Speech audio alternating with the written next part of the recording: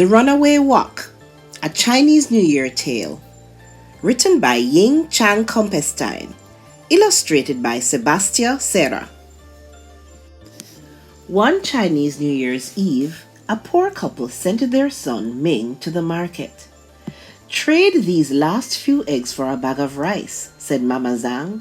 "Then we can make some stir-fried rice to share with the neighbors." "It won't be much of a celebration again this year," Papa Zhang said with a sigh. "You'd think that by working for Mr. Lai, the richest man in Beijing, we would have enough to invite everyone over for the New Year's feast."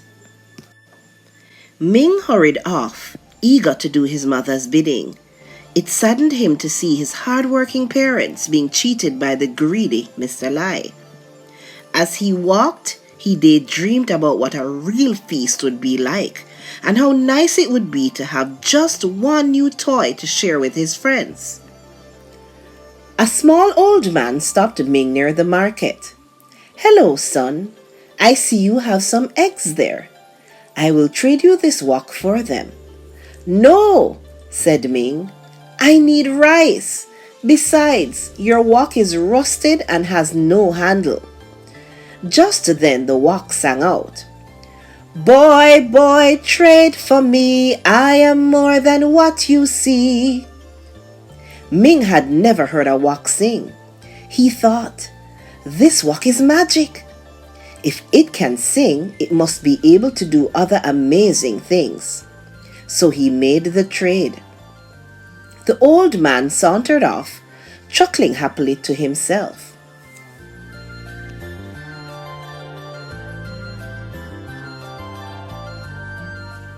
Ming's mother wasn't happy. "Why did you trade for this battered old wok? What are we going to cook in it?" Before Ming could answer, the wok sang out, "Mother, make me shine so bright, and you shall have food to share tonight." "See, Mama," said Ming, "it's a special wok." "Let's do what it says," said Papa Zhang. "We're all hungry." So Mama Zhang washed and polished the wok until it sparkled. Then she set it on the table. To their surprise, it rolled off the table and out the door. "Where are you going?" said Mama Zhang. "Skippity hoppity ho, to the rich man's wife I go," sang the wok, and it briskly hopped down the road. The wok skipped all the way to the Lai kitchen. Mrs. Lai was overseeing the servants prepare the New Year's feast for the family. The Lais never shared their food with anyone. The wok plopped down on the counter. "Where did this come from?" asked Mrs. Lai. No one knew. "Well, put it to good use," she ordered. "It will make a nice serving bowl." So the servants put in the wok festive stir-fried rice, pork dumplings, kung pao chicken, steamed buns, and walnut shrimp. There was still room for more. They added long life noodles, ginger fish, and rice cakes. Yet still there was room for more. "Keep filling it," commanded Mrs. Lai. "I must go change for the party." No sooner had the servant set the last bit of food in the wok than it jumped out the window. "Skippity hoppity ho, to the poor man's house I go," sang the wok as it trotted down the road, brimming with delicious food. The Zhang family could hardly believe their eyes. They gleefully removed the food and set up a big feast.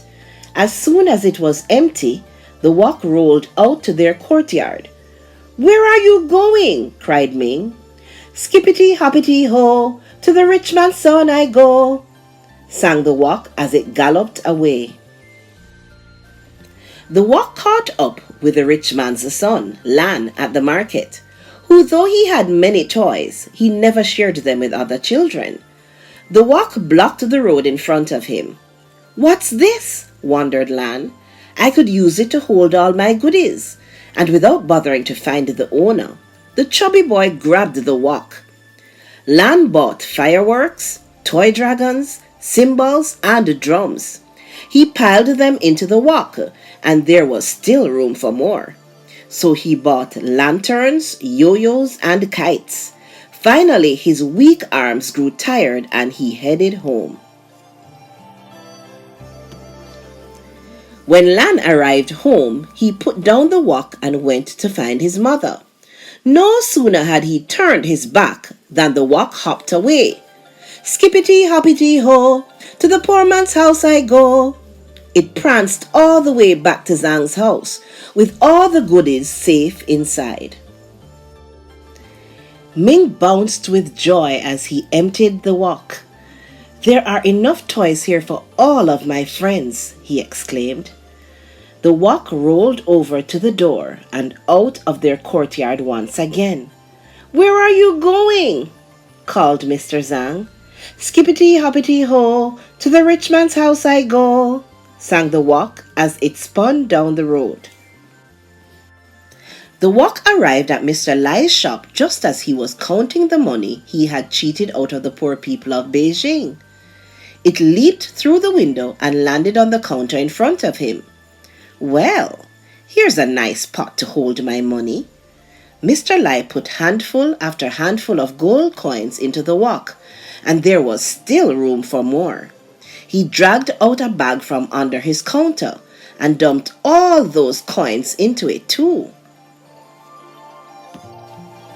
No sooner had Mr. Lai emptied the last of his coins into the wok than it jumped out the window. "Skippity hoppity ho, to the poor man's house I go." It scooted down the road all the way back to the Zhang's house with all the money safe inside. Ming and his parents danced with delight. They invited all the poor people in Beijing to their New Year's feast. Mother Zhang served the food. Father Zhang divided the coins up among the families, and Ming handed out the toys to all the children. In the middle of the party, without anyone noticing, the wok slid out the door. "Skippity hoppity ho, to the rich man's house I go." It hopped to the Lai house, where the father and mother and their spoiled son were weeping and wailing, and blaming each other for their misfortune. When they saw the wok, they jumped up. "There's the wok that took all our food," cried Mrs. Lai. "And my toys," whined the boy. "I'll break it for stealing our gold," vowed Mr. Lai. The wok sang out, "I dare you three to try and catch me." The Lai family chased after the wok. Chubby Lan couldn't make it very far without losing his breath, and Mrs. Lai had trouble running in her fancy shoes. But Mr. Lai finally caught up with it. To stop the wok, he jumped inside, pressing it to the ground. "Now I've got you," he growled. "Wait for me," called Mrs. Lai. "I will teach that wok a lesson."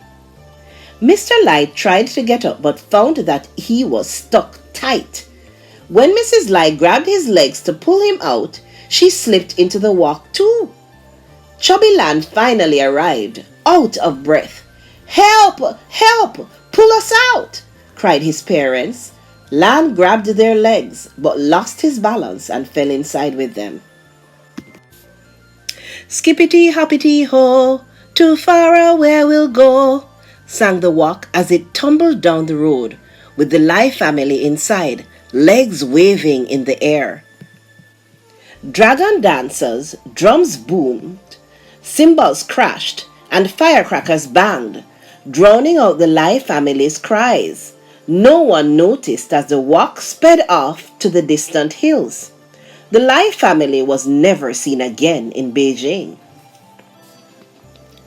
As for the Zhang family, they opened a shop, selling woks of all different sizes and styles. Every year, they hosted a glorious New Year's feast for all of their friends and family. And to think that it all started with a rusty wok with no handle. The end.